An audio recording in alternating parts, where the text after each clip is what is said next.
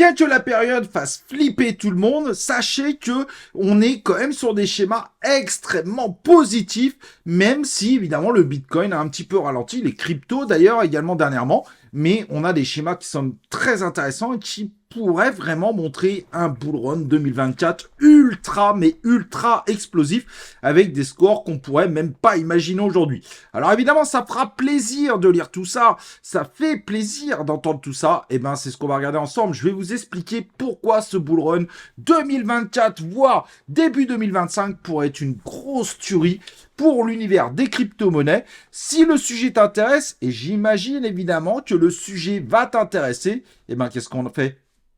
On y va, let's go!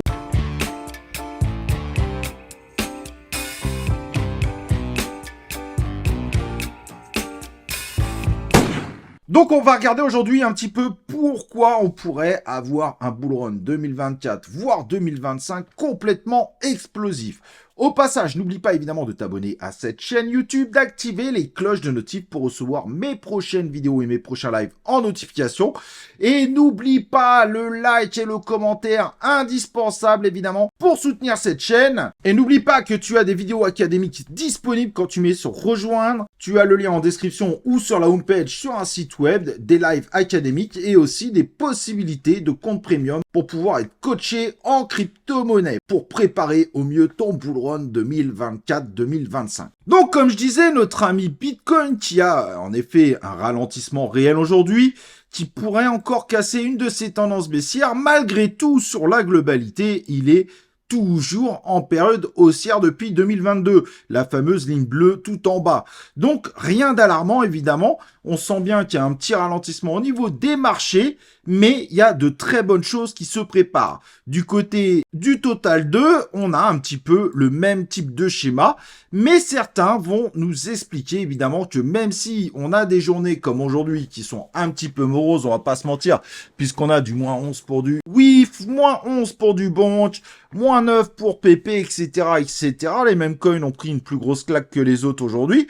En réalité, sur le long terme, si on se base sur le passé, on pourrait être finalement sur des choses extrêmement intéressantes. Alors, comment voir ça ? Eh ben ici, on a ce fameux schéma qui est très intéressant, qui regarde un petit peu le Total 2 et ces fameux halving. Et on voit quand même qu'on est sur quelque chose qui aujourd'hui pourrait s'apparenter à la zone de 2021, potentiellement en 2017. Certes, c'est un peu poussé, mais en tout cas, on a l'impression que dans 6 mois, on va démarrer quelque chose d'assez fort pour finir éventuellement carrément en 2025. En tout cas, c'est tout ce qu'on pourrait imaginer en voyant ce schéma qui montre quand même des similitudes, ça on va pas se mentir, avec une réelle possibilité de up dans le futur. N'oublions pas que le Bitcoin est de plus en plus adopté évidemment dans notre univers, voire maintenant dans l'univers de la finance beaucoup plus traditionnelle avec l'arrivée de ces fameux ETF en janvier. Ce qui pourrait pour certains être considéré comme le dernier bull run et pour le moment, à voir évidemment si les crypto-monnaies derrière suivront. Mais en tout cas, précédemment, on a eu un type de schéma assez similaire. D'ailleurs, si on prend la domination du Bitcoin, le BTC.D, c'est vrai qu'elle est extrêmement haute. Il faudrait pas grand-chose évidemment pour qu'elle redescende. Une redescente de cette domination ne serait pas du tout impossible. Si on prend ici à partir de là le précédent halving, le 10 mai 2021, on a vu que la domination à un moment était passée d'environ 69% à 57%, puis ensuite est remontée très violemment pour ensuite vraiment laisser une place très forte aux crypto-monnaies puisqu'on est passé de 73 très rapidement à 40%. Et donc finalement, même sur ces prochains mois, on se dit qu'on pourrait peut-être finalement avoir quelque chose d'intéressant. Peut-être qu'on va avoir une surprise au niveau des alts, même si on va pas se mentir, les ETF pourraient changer légèrement la donne. Certains me diront, mais on est encore très loin des 70% de domination du Bitcoin. N'oublions pas que depuis cette période-là, il y a plus de 30% d'inflation du côté du Total 2, avec les nouveaux tokens qui ont été émis sur un certain nombre de tokens déjà existants, et les nouveaux tokens qui n'hésitaient pas pas sur le marché des crypto-monnaies. Donc c'est assez logique. Les chiffres actuels correspondent parfaitement, voire même peut-être un peu plus de la domination si on voulait comparer réellement. Donc on a quand même des signes assez intéressants qui pourraient nous faire dire qu'on pourrait s'approcher finalement de quelques hausses intéressantes du côté des crypto-monnaies avant qu'elles prennent un petit peu cher pour ensuite stabiliser un peu et pour ensuite le grand plongeon de la domination du Bitcoin, donc un bull run de folie. Qu'est-ce qu'il faudrait tout ça? Plus d'adoption, plus de gens, le retour des gens dans l'univers de la crypto-monnaie. Et cela pourrait prendre encore quelques temps. C'est pour ça que certaines personnes, et c'est légitime, considèrent que le prochain bull run pourrait commencer fin 2024 pour en réalité exploser de la mort qui tue, surtout en 2025.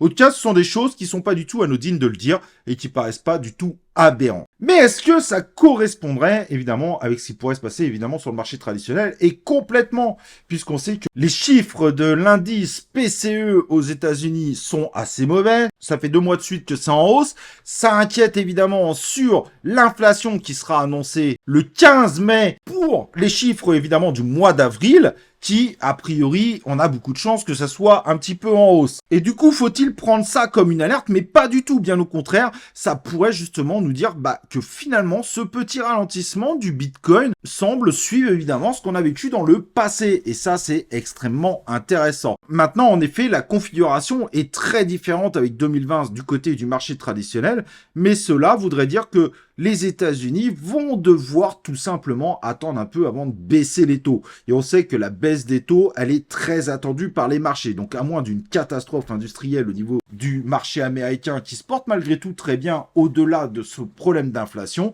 on sait pertinemment que on est quand même sur une équation assez intéressante et même si ça retarde de quelques mois, la baisse des taux pourrait être un facteur très encourageant pour l'ensemble des marchés. Et ça tombe bien puisque le Bitcoin et nos crypto-monnaies n'attendent tout simplement que ça. Et le ralentissement du BTC actuel, même si aujourd'hui il ne l'a pas fait spécialement ressentir, puisque les altcoins ont plutôt subi, pourrait quand même malgré tout amener les gens par lassitude de se dire et si je commençais à investir dans les altcoins?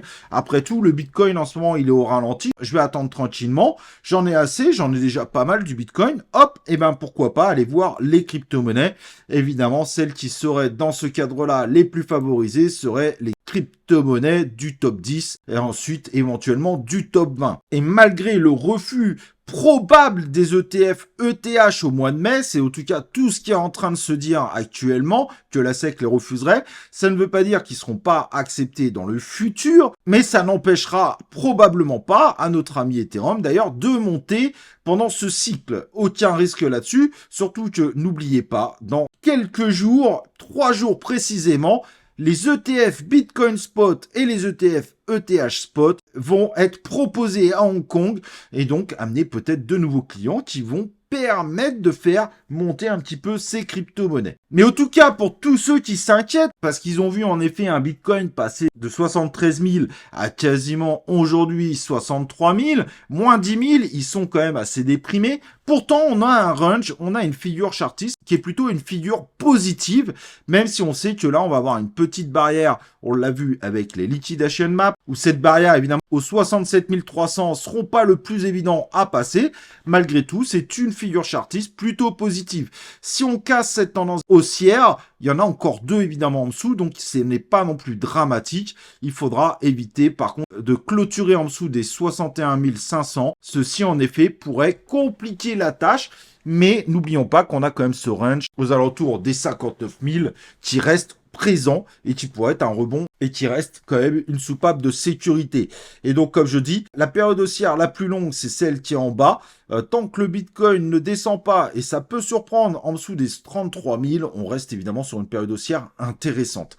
Donc, pas de panique à avoir, vraiment. Je sais que ça peut être déprimant, ça bouge beaucoup moins. Attention quand même du côté des halts. Attention, dans 3 jours, on pourra avoir du mouvement et éviter de quitter complètement la crypto-monnaie pendant l'été. Sachez que pendant l'été, on a quand même des très beaux mouvements parfois, surtout au mois de juillet au niveau de la crypto-monnaie. Donc, ça serait totalement dommage de louper des choses puisqu'on a des mouvements parfois aussi au mois de juillet qui sont quand même assez importants. Et pour se rassurer, car il y a encore une autre actualité autour de ça et qu'il ne faut surtout vraiment pas oublier, les institutionnels ont bien dit qu'ils allaient, pour certains, revenir finalement, alors qu'ils étaient à fond sur l'intelligence artificielle, mais finalement, ils vont mettre une partie de leurs investissements dans la crypto-monnaie. Donc, il y a une véritable préparation de quelque chose qui pourrait être assez grand. Certes, il y a une dilution au niveau des projets, puisqu'il y a beaucoup plus de projets dans la crypto-monnaie, ça vous êtes probablement au courant, mais finalement, on voit bien qu'il y a un intérêt qui est grandissant et ça pourrait faire exploser parce que, évidemment, ça va ramener du retail, ça va amener plus d'institutions. Forcément, quand les cours commencent à monter, c'est là où tout le monde s'emballe et c'est là qu'il y a du FOMO et c'est là que nos cours deviennent complètement dingues et c'est ce qui peut éventuellement déclencher un bull run. Mais en tout cas, aujourd'hui, on est bien sur le schéma d'un bull run 2024, voire 2025 complètement explosif, même si il faut plus miser sur une grosse hausse en fin d'année pour le moment. Ça correspondrait d'ailleurs avec la baisse des taux qui semble être repoussée, mais qui forcément arrivera puisque l'immobilier aux États-Unis n'est pas le secteur qui se porte le mieux.